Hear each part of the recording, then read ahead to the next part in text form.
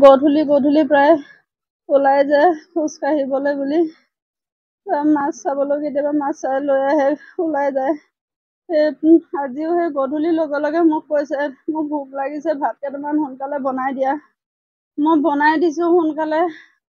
ভাতকেইটা আমি গোটেইখনে লগতে সোনকালে আজি খাওঁ বুলি বহিছো তেওঁ ভাতকেইটা খাব নোৱাৰিলে মই চাই আছো ভাত খোৱা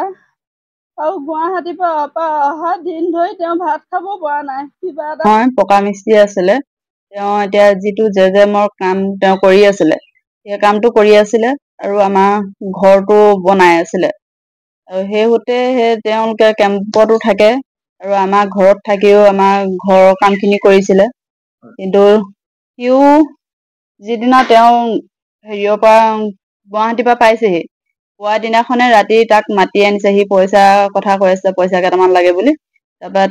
সি সেইদিনাখন ৰাতি আমাৰ ঘৰলৈ আহিছে আহি থাকি ভাত পানী খাই পিছদিনাখন লগতে ওলাই গৈছে আৰু তাক নমাই থৈ গৈছে যি কেম্পলৈ যায় সেই যোৱা ৰাস্তাতে তেওঁ নমাই ধেমাজিলৈ গৈছিলে আৰু সেইদিনাৰ পৰাই সি কেম্পলৈ নগৈ সেইদিনাৰ পৰাই নিৰুদ্দেশ হৈ আছে মানে তাৰ মোবাইলো চুইচ অফ একো গম পোৱা নাই তাৰ বিষয়ে এই বিষয়ে আৰক্ষীক আপোনালোকে জনাইছিলে নে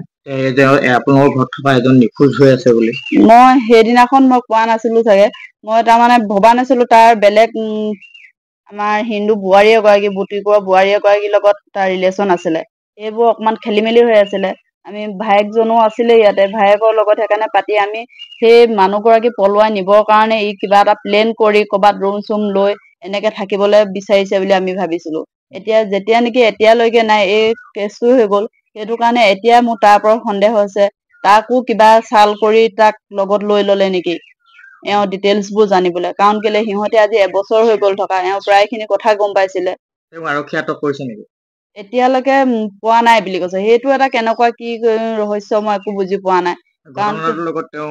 জড়িত নেকি প্ৰত্যক্ষভাৱে নে এতিয়া ক'ব মানে এতিয়া নিৰুদ্দেশ হৈ থকাৰ কাৰণে মোৰ সন্দেহ হৈছে এতিয়া সিও জড়িত হৈ আছে নেকি সিহঁতৰ লগত কাৰণ কেলে যিটো